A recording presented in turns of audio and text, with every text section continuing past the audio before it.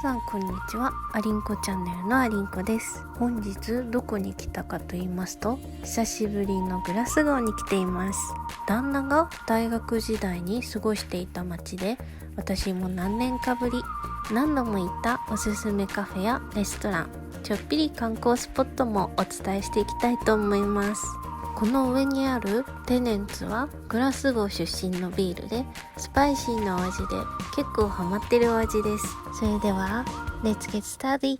アリンコチャンネル in UK。 さて、空港の外に出てすぐ右にタクシー乗り場がありますが、中心部に行くにはこっちよりも左側にあるグラスゴーエアポートエクスプレスに乗るのがおすすめです。バスに乗る際に運転手の方にシングルかリターンで買うかを伝えるだけ。リターンで買った方が安く済むのと、中心街でいくつか停留所があるので便利。腹ごしらえ一発目は平日のお昼でも待つことのあるピザ屋さんです。中は広めですが、平日のお昼から結構人がたくさん。出過ぎたアルコールを丁寧な手渡し。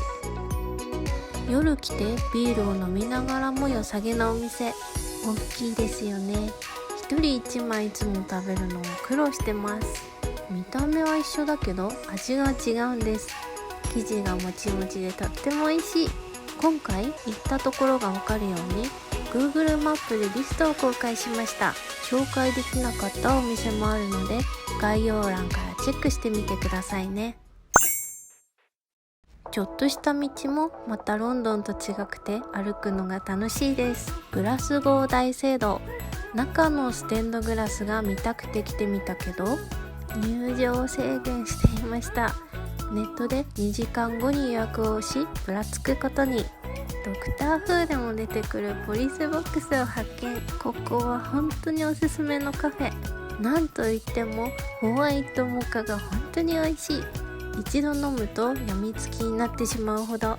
ホットでもフラペチーノでもどちらもおすすめ。今度こそグラスゴー大聖堂。クローズ5分前だったらしく、おじいちゃんが急いで回っておいでって入れてくれました。めっちゃ優しい。ゆっくり見たかったけど、ステンドやっぱり綺麗で入れただけでも満足。大聖堂の近くまで行ったならセントラルを一望できるグラスゴーネクロポリスへ。行く途中、キルトを着たおじさま方が。バグパイプは外せないですよね。天気がいいと頂上はこんな感じ。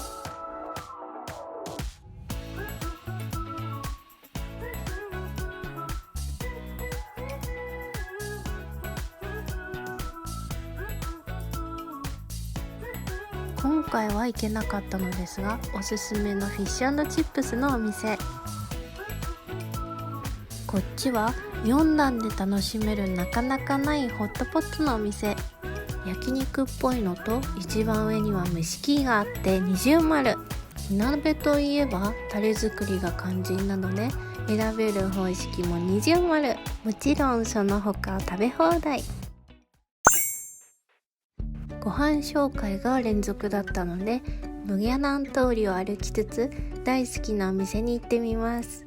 ちなみにブギャナン通りは一番賑やかなショッピング街で、バグパイプの演奏やいろんなパフォーマンスが見れる楽しいストリート。そのストリートにあるスコットランド生まれのアイリス・オブ・スカイ・キャンドル・カンパニー。実はアリンコ、このお店のキャンドルを持っていますが、部屋がずっといい香りが漂うリードディフューザーがおすすめ。ロンドンでは見かけないので、ネットで注文するほどハマってます。たくさんの種類がありますが、私はジュニパーが好きです。